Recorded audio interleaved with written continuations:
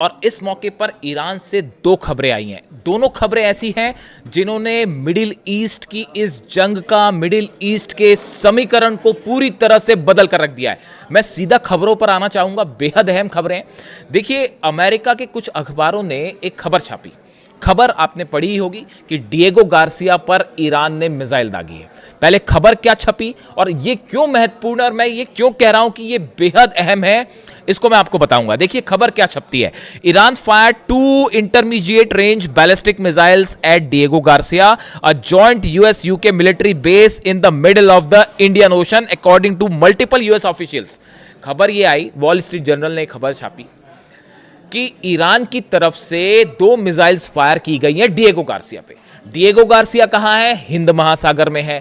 America और Britain का base है सबसे बड़ा, और बताया जाता है कि पूरा चाइना और इधर सब कुछ कवर करने के लिए इसको रखा गया है। यहीं से B-2 बॉम्बर्स उड़ते हैं, यहीं से B-52 बॉम्बर्स उड़ते हैं, यहीं से B-1 बॉम्बर्स उड़ते हैं जो ईरान पर निशाना साधते हैं। अब डिस्टेंस देखिए कितना है। यह खबर क्यों अहम है? ईरान से डिएगो गार्सिया की दूरी है 4000 किलोमीटर से ज्यादा। अब इससे 2-3 चीजें तो साफ है। पहली बात यह कि ईरान ने जो मिसाइल दागी वो खुर्रमशहर 4 नहीं थी, वो मिसाइल फतेह 2 भी नहीं थी, वो मिसाइल सेजिल भी नहीं थी, वो मिसाइल कद्र या इमाद जैसी मिसाइल भी नहीं थी। ये जो मिसाइल्स हैं जिन्होंने कोराम मचा रखा है इजराइल में, उसकी भी मैं बात करूंगा, लेकिन पहले आप ये समझिए कि ये पांचों में से ये मिसाइल तो नहीं थी। अब क्या सवाल ये उठ रहे हैं कि 4000 किलोमीटर की रेंज कवर करने वाली मिसाइल अगर ईरान फायर कर सकता है तो क्या ये ईरान की आईसीबीएम थी, इंटरकॉन्टिनेंटल बैलिस्टिक मिसाइल, और या फिर ये ईरान की आईआरबीएम थी? अब पहले इस बात को समझिए आप कि ये बात अभी तक साफ नहीं है कि वो मिसाइल्स डिएगो गार्सिया पर गिरी या नहीं गिरी, उनका हुआ क्या। अमेरिका की तरफ से कहा गया कि नहीं, कोई नुकसान नहीं हुआ है, लेकिन यही बात तो जेरल्ड आर फोर्ड के लिए भी कही गई थी कि नहीं, हमारे उस एयरक्राफ्ट कैरियर पे तो कोई नुकसान नहीं है, कुछ नहीं है। बाद में खबर आई कि उसमें तो आग लग गई है और उसको वापस भेज दिया गया है। यही खबर आई थी कि अब्राहम लिंकन को लेकर नहीं, सब ठीक है, बाद में पता चला कि वो तो हटा दिया गया है। इस बात को भी अमेरिका ने डिनाई किया कि नहीं, हमारे सब बेस ठीक है। उसके बाद खबर आई कि 27 बेस पर हमले हुए हैं और 16 बेस तो तबाह हो चुके हैं। ईरान के ये दावे थे कि हमने 4 थार्ड सिस्टम तबाह कर दिए। अब बाद में अमेरिका ने खबर सामने आई कि हाँ, वाकई तबाह हुए थार्ड सिस्टम। 2 यूएई में तबाह हुए, एक जॉर्डन में तबाह हुआ, एक कुवैत में तबाह हुआ। वो तो जगह भी, लोकेशन भी आ गई। तो धीरे धीरे अब बताया जा रहा है अमेरिका को कितना नुकसान हुआ। अमेरिका ने कहा हमारा कोई जेट नहीं गिरा, 16 जेट गिर चुके हैं। अब ये खबर सब जान रहे हैं। तो दावे जो हैं ईरान के, वो अब धीरे धीरे सच साबित हो रहे हैं। तो अभी भी ये बात पूरी तरह से साफ नहीं है कि जो मिसाइल मारी गई है डिएगो गार्सिया पे, वो गिरी नहीं गिरी, कितना नुकसान हुआ नहीं नुकसान हुआ है, कुछ दिन बाद पता चलेगा। हालांकि ऐसा कहा गया है कि इंटरसेप्ट करी मिसाइल, यानी ये बात तो तय है कि 4000 किलोमीटर की डिस्टेंस वाली मिसाइल दागी गई। मैंने कुछ समय पहले ये वीडियो बनाया था कि अभी तो ईरान की आईसीबीएम बाकी है, यही थंब दिया था मैंने। अब कुछ लोगों का, मैंने कई एक्सपर्ट से बात की, जैसी ये खबर आई उसके बाद से मैंने हिंदुस्तान के कई बड़े एक्सपर्ट से बात की।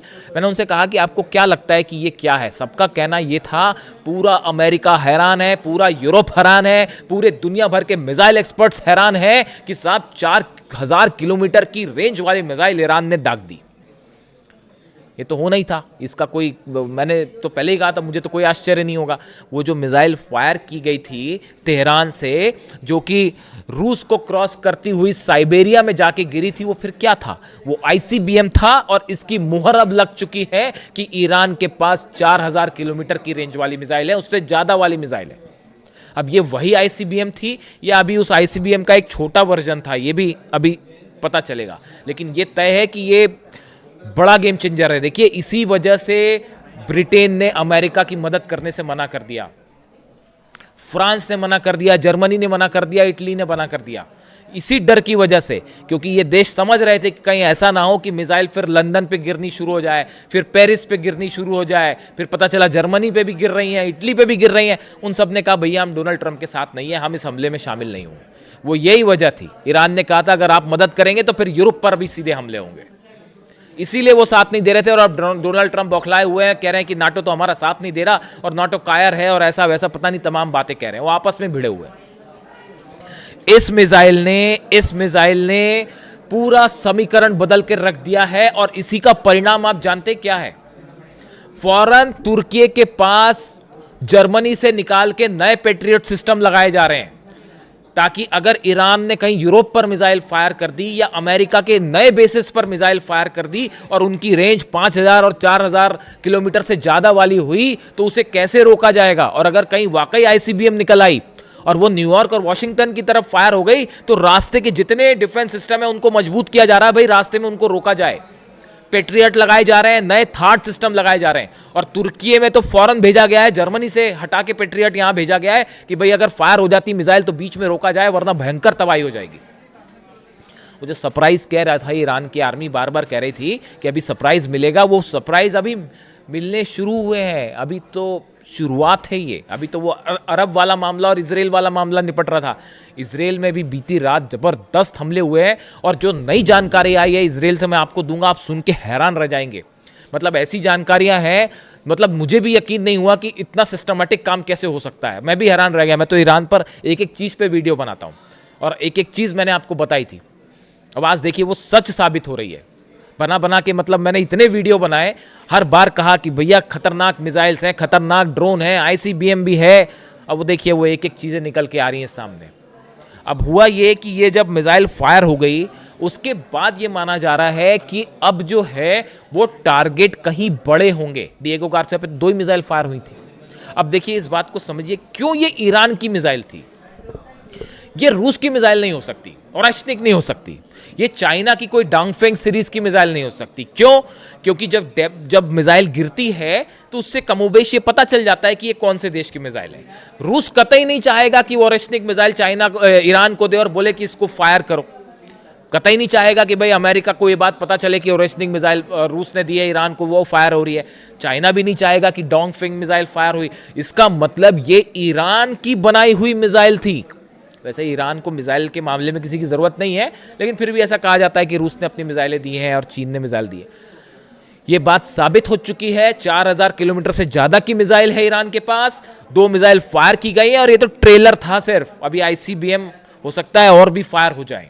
तो ये मिसाइल के मामले में एक ऐसी खबर है, आप सच मानिए अमेरिका के पूरे वॉर एक्सपर्ट्स के पैरों तले ज़मीन खिसक गई है।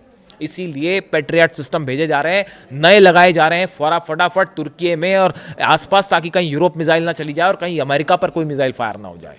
ये हकीकत है। ईद पर पहला सनसनीखेज खबर। अब दूसरी खबर पे आइए। नौरोज के मौके पर, नए साल के मौके पर, ईरान के नए सुप्रीम लीडर मुस्तफा खामेनी साहब की तरफ से एक बयान सामने आया है। उन्होंने एक टेलीवाइज्ड अपना बयान जारी किया। वो ईद के मौके पर पूरी दुनिया में वायरल हो रहा है, और उन्होंने अपने बयान में ये कहा है कि इस जंग में अमेरिका और इजराइल की करारी हार हुई है। उन्होंने इस बात का ऐलान किया कि इस जंग में 22 दिन की जो जंग हो चुकी है, इसमें अमेरिका और इजराइल की करारी हार हुई है और ईरान की शानदार जीत हुई है। ईरान जीत रहा है। उन्होंने कहा, देखिए, Iran supreme leader said that while the US and Israel believed that after 1 or 2 days of attacks the Iranian people would overthrow the government, but this was a gross miscalculation। उन्होंने कहा कि America और Israel ये सोच रहे थे कि कुछ दिनों की जंग के बाद ईरान में तख्ता पलट हो जाएगा और ईरान की जनता बगावत कर देगी। हुआ उल्टा, ईरान की जनता एकजुट हो गई और तख्ता पलट का प्लान पूरी तरह से फेल हो चुका है, पूरी तरह से फेल हो गया। मुस्तफा खामेनी का कहना है कि हमारे देश के लोगों को इस बात को समझना चाहिए कि किसी भी तरह का जो झूठा प्रोपेगेंडा फैलाया जा रहा है उससे आप सावधान रहें। ईरान मजबूती के साथ खड़ा हुआ है। तमाम हमलों के बावजूद सेना एकजुट है, ईरान के लोग एकजुट हैं, और बुरी तरह से अमेरिका और इजराइल की हार हो रही है। आप किसी ऐसे इंफॉर्मेशन पर विश्वास ना करें जो आपको उल्टी जानकारी दे रहे हैं।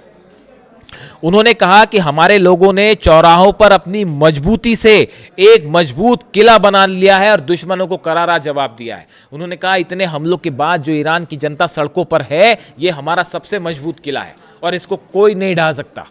ये ईरान की सबसे बड़ी जीत है। देखिए आज जिस तरह से लाखों लोग सड़कों पर आ रहे हैं ईरान के, और ईरान की सरकार के साथ खड़े हुए हैं, ये ईरान की मजबूती दिखा रहा है। ये बड़ा संदेश है। उन्होंने कहा कि पिछले कुछ महीनों के अंदर, पिछले एक साल में वो कह रहे हैं कि ईरान पर जो है वो 3 बार युद्ध लादा गया, युद्ध थोपा गया।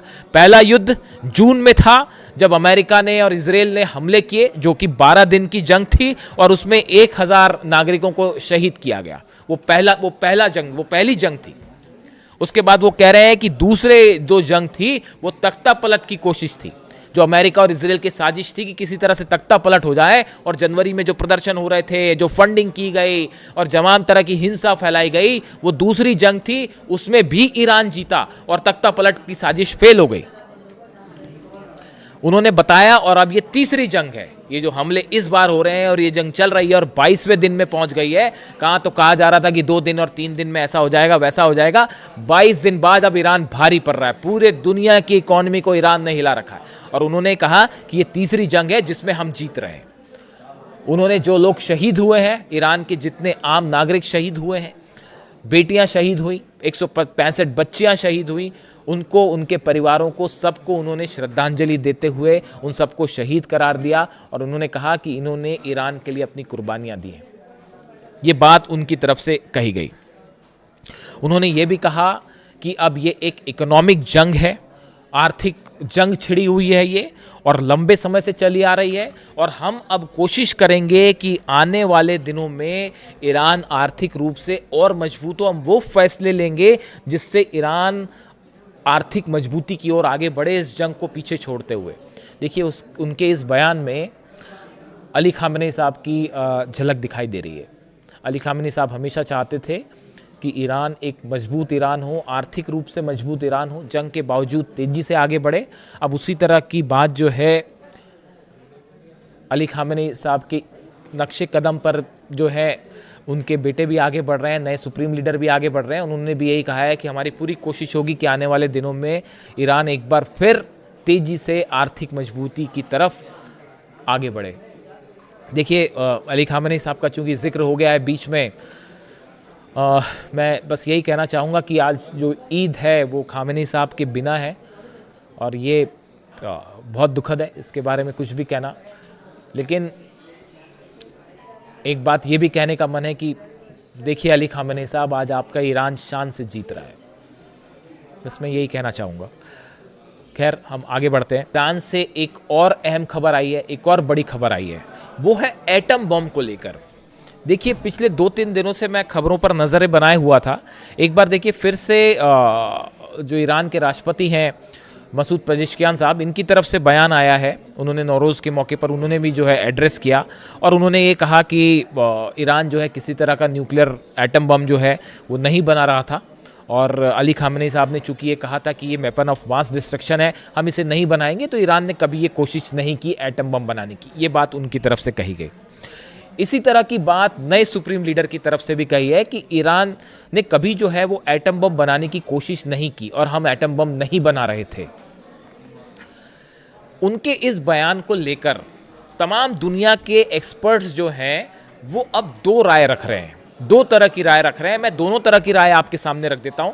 ये मेरी कोई व्यक्तिगत राय नहीं है, जो एक्सपर्ट्स कह रहे हैं मैं वो राय रख रहा हूं सामने। कुछ लोगों का कहना ऐसा है कि ईरान की तरफ से अब जो बयान आए हैं, उन बयानों में अगर आप देखें तो इस तरह का एम्फेसिस दिया जा रहा है कि ईरान न्यूक्लियर बॉम्ब नहीं बना रहा था शब्द का इस्तेमाल हो रहा है।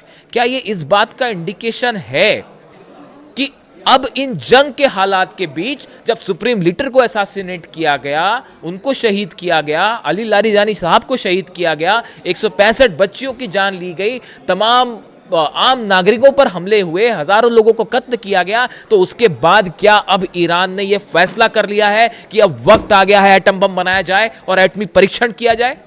ये वो डर है जो अब वाकई सबको सता रहा है। देखिए, ये बात तो साफ है। अली खामेनी साहब ने कहा था कि हम एटम बम नहीं बनाएंगे, और उन्होंने एटम बम नहीं बनाया। इसे कहते हैं अपनी बात पर और अपने ईमान पर कायम रहना। उन्होंने कहा हम नहीं बनाएंगे, नहीं बनाया। यही बात कई अमेरिकन एक्सपर्ट्स भी कह रहे हैं कि साहब, अली खामेनी साहब जब तक थे तब तक तो उन्होंने एटम बम नहीं बनने दिया। उन्होंने कहा कि एटम बम नहीं बनाएंगे, लेकिन अब आप क्या करेंगे? अब तो आपने हमला करके मानो ईरान को एक प्रकार से एटम बम बनाने की दिशा में और आगे बढ़ने की परमिशन दे दी है। अब ईरान वो कोई बातें नहीं मानेगा, वो कोई रूल्स रेगुलेशन नहीं मानेगा जो अंतर्राष्ट्रीय देशों के द्वारा जो है थोपे गए थे एटम बम को लेकर। क्या ईरान ने एटम बम बनाने का फैसला कर लिया है और क्या सुप्रीम लीडर ने इसके लिए परमिशन दे दी है? इस तरह की राय कुछ एक्सपर्ट्स रख रहे हैं, जो कि ये बता रहा है, इस ओर इशारा कर रहा है कि कभी भी कोई भी बड़ी खबर ईरान से आ सकती है। 450 किलो जो यूरेनियम है वो पिकेक्स माउंटेन में है या जहां भी है वो सुरक्षित है। 60% को 90 करने में कितना वक्त लगेगा वो आप भी जानते हैं, इतनी खबर तो अब सब रखते हैं। कुछ ही दिनों की बात है बस। क्या अब ये प्रोसेस शुरू हो गई है? या कुछ लोगों का ये भी कहना है कि अब भी जो है इस तरह की कुछ लोगों की राय है कि ईरान ने अपना यूरेनियम सुरक्षित रखा है लेकिन एटम बम नहीं बनाया जाएगा। इस तरह की बातें हैं, दोनों ने अपनी राय रखी है। लेकिन बड़ा खतरा ये है कि जो अमेरिकन एक्सपर्ट्स को अब ये डर सता रहा है कि हमने जो है वो गलत हमला कर दिया ईरान पर। अब तक ईरान ने बम नहीं बनाया था और ये बात साफ है। अब इन हमलों के बाद ये साफ हो गई ये बात कि जो बहाने से हमला किया गया ये वैसे ही है जैसे इराक पर हमला हुआ था, ये बोल के कि वेपन्स ऑफ मास डिस्ट्रक्शन जो है वो इराक के पास है, सद्दाम के पास है, लेकिन वो कभी मिले ही नहीं। तो ये एक झूठा प्रोपेगेंडा बनाया गया। ईरान का जो कहना है कि एक झूठा प्रोपेगेंडा बनाया गया और उसके जरिए हमले किए गए, मकसद कुछ और था। लेकिन क्या अब ईरान एटम बम बनाने जा रहा है? ये एक ऐसा सवाल है जिसके लिए थोड़ा सा आप इंतजार करिए बस। इसके अलावा ईरान की सेना ने फिर से कह दिया है कि साहब कोई सीज़फायर नहीं होगा, दो ही रास्ते हैं, या तो हम शहीद होंगे और या हम जीतेंगे, जंग नहीं रोकी जाएगी। कुल मिला के हालात ये हैं कि आईसीबीएम को लेकर बड़ी खबर है, बड़े दावे हैं। 4000 किलोमीटर वाली रेंज एटम बम को लेकर बड़ी खबरें आ रही हैं और इसके बीच में बहरीन पर फिर हमला कर दिया है, कुवैत पर फिर हमला कर दिया है और यूएई पर मिसाइलों का अलर्ट है कि कब गिर जाए कोई भरोसा नहीं। यानी जंग के 22वें दिन ईद के मौके पर बड़ी जीत हो रही है ईरान की। जो भी अपडेट होगा आप तक पहुंचाऊंगा। Thank you so much.